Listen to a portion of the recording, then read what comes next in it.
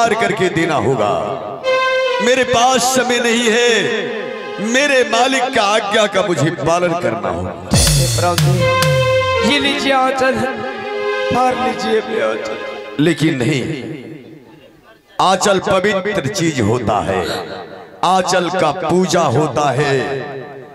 अपने बच्चे को माँ बहन आंचल में छुपा करके रखती है। आंचल का सबसे बड़ा मान है। मैं उस आंचल को फाड़ूं, ये हो नहीं सकता। और मैं किसी की नजर में गिर सकता हूं, लेकिन एक पत्नी की नजर में गिर जाऊं नहीं, इससे दुख और क्या होना चाहिए। ये चीज देखने से पहले मेरे आंख में तुझे पट्टियां बांधना पड़ेगा। मैं तुम्हारे आंचल को देख नहीं पाऊंगा, ताकि मेरे आंखों में तू पट्टियां बांध दे। हाँ ठीक है ब्रह्मदेव, अब जैसे कहिएगा मैं ऐसा ही। अब कोई रास्ता दूसरा नहीं है, मेरे पास अब एक ही रास्ता है। मेरे आंखों में पट्टियां बांध दो, उसके बाद मैं तुम्हारे आंचल को फाड़ूंगा। पर लहे भी पत्तियां प्राण दे,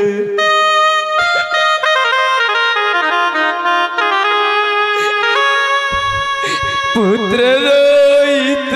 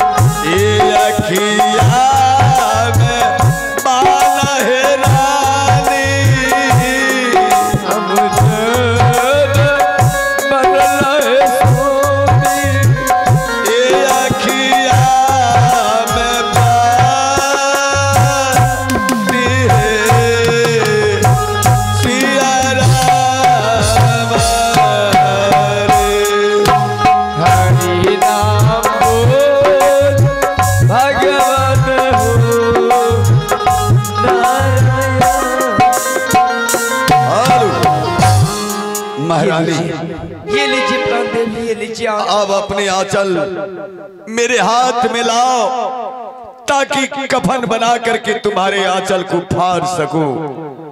हे महारानी, ये गलती मुझे नहीं करना चाहिए, लेकिन आज मेरे ऊपर ऐसा हुक्म है, ऐसे मेरे मालिक का आज्ञा है।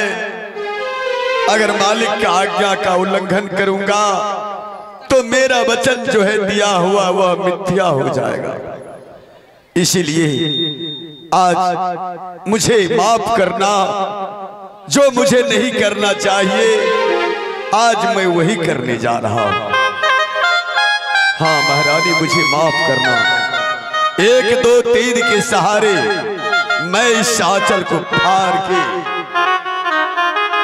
और अपना बेटा रोहित का कफन बना करके उसे दफन करूंगा।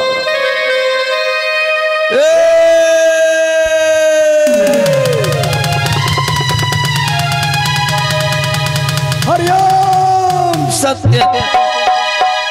हरिश्चंद्र ये क्या करने के लिए जा रहे हैं? मैं अपने मालिक का आज्ञा का पालन करने जा रहा हूं। पालन तो आप कर चुके हैं, कोई मुझे रोक नहीं सकता है। नहीं हरिश्चंद्र, मेरे मालिक का आज्ञा पालन करने से कोई रोक नहीं सकता। हरिश्चंद्र आप ऐसा नहीं करेंगे। अगर आप गुरु विश्वामित्र आपको रोक रहे हैं, इस समय आप आवेश में आकर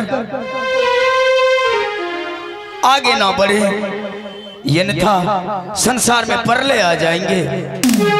अब कोई रास्ता नहीं बचा है। जब तक मेरे मालिक का आदेश नहीं होगा तब तक मैं आज्ञा का उल्लंघन नहीं कर सकता हूँ। अपनी आंखें खोले और ये आंचल को छोड़ दे हरिश्चंद्र। मैं गुरु विश्वामित्र आपके सामने खड़ा हूँ। क्या? हाँ हरिश्चंद्र, आप गुरु विश्वामित्र जी हैं?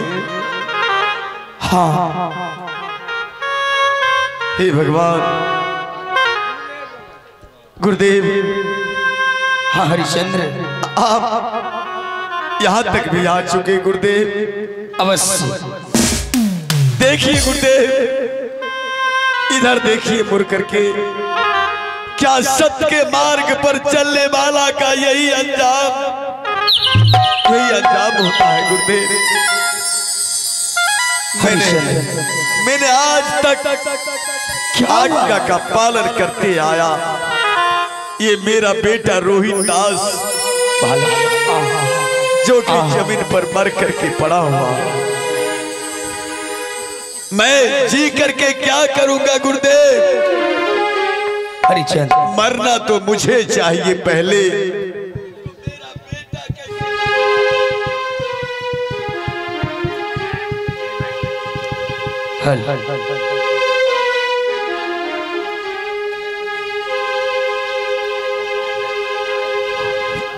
मरना तो मुझे चाहिए पहले, तो मुझसे पहले मेरा बेटा मर गया। जब तक मेरा बेटा रोहित जीवित नहीं होगा तो मैं जी करके क्या करूंगा भगवान?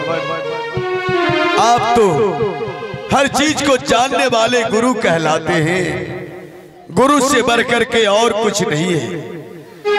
तो हे गुरुदेव, आप ही बताइए जो मैं क्या करूं? मैं पुत्र के बिना जीवित नहीं रह पाऊंगा, और अगर मैं मर गया तो ये अयोध्या के राज सिंहासन, अयोध्या की राज सिंहासन सोना के सोना रह जाएगा। हाँ गुरुदेव, अब आप ही बताइए, मैं पुत्र के वियोग को सह नहीं पाऊंगा। हरिश्चंद्र, आप इतने विचलित न हो। बच्चा रोहिदास कौन कहता है मरा है? ये अभी उठकर बातें करने लगेंगे। इससे कुछ नहीं हुआ है। गुरु विश्वामित्र का रहते हुए कुछ नहीं हो सकता है। आप पुत्र चाहिए रोहिदास। रोहिदास, हाँ बाबा, हाँ गुरुदेव, मुझे बच्चा मेरा बेटा चाहिए रोहित। अवश्य मिलेंगे। अभी आपसे बातें करेंगे। आप इतना घबराइए नहीं, मैं रोहित को जिंदा करता हूँ।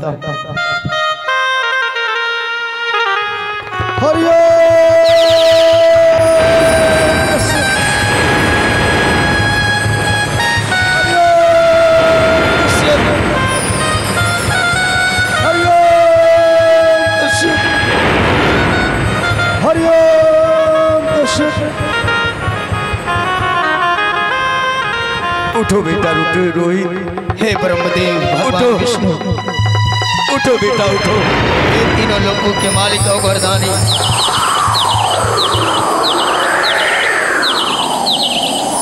उठो बेटा।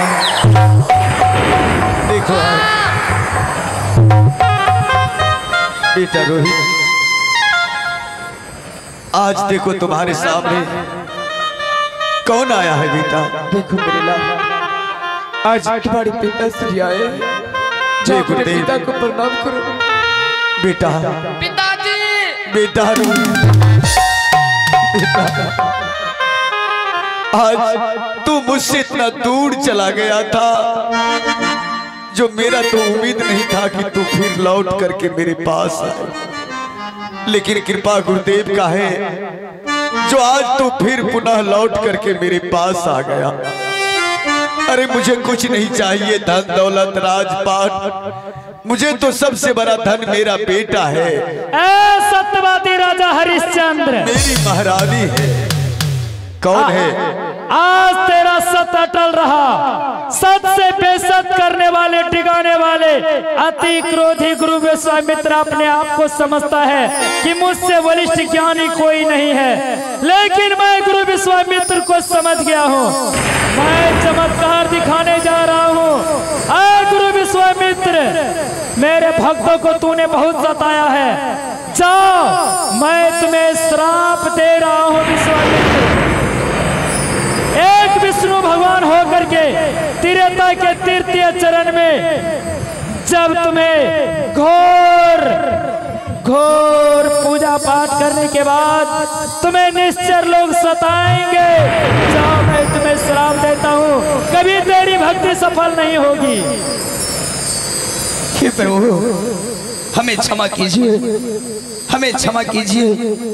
हमें जरूर गुरूर था, हमें तो जरूर घमंड था, परंतु मैं तो हरिश्चंद्र का परीक्षा ले रहा था, लेकिन परीक्षा में तेरा हार हो गया। हार सत्यवादी राजा हरिश्चंद्र का जीत हो गया। हरिश्चंद्र का जीत हो गया। हाँ, परंतु इन्हीं जीत के लिए तो मैं संसार में कठिन से कठिन परीक्षा लिया, परंतु क्या आज इस संसार में मैं कठिन परीक्षा नहीं लेता तो आज संसार में हरिश्चंद्र का जय जयकार नहीं होता। कान खोल करके सुन लो, जब तक सूरज चांद रहेगा तब तक इस धरती पर सत्यवादी राजा हरिश्चंद्र का नाम अजर और अमर है। अवश्य रहेगा प्रभु, अवश्य रहेगा। परंतु आप हमें त्रेता युग में आकर जब हमें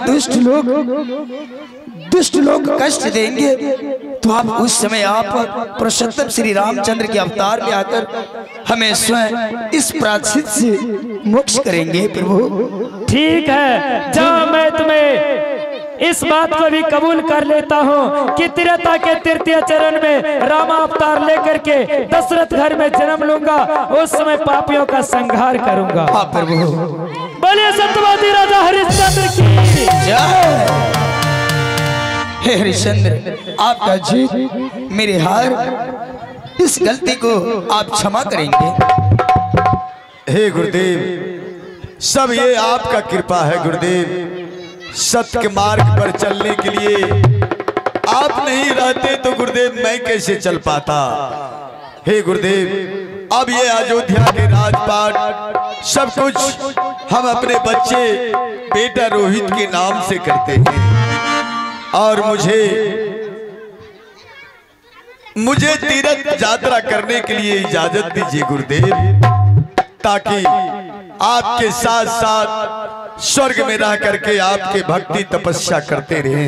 आइए, इसी जगह से मेरा ड्रामा संपन्न हुआ। सत और औसत की कहानी सत्यवादी राजा हरिश्चंद्र से संबोधित कर रहे थे।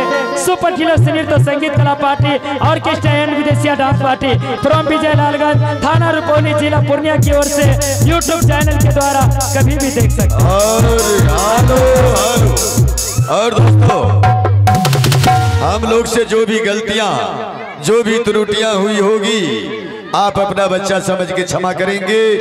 फिर सेवा करने का मौका मिलेगा, हम सभी कलाकार आपका सेवा करते रहेंगे। जय हिंद, जय भारत, जय जगत, जय गुरु।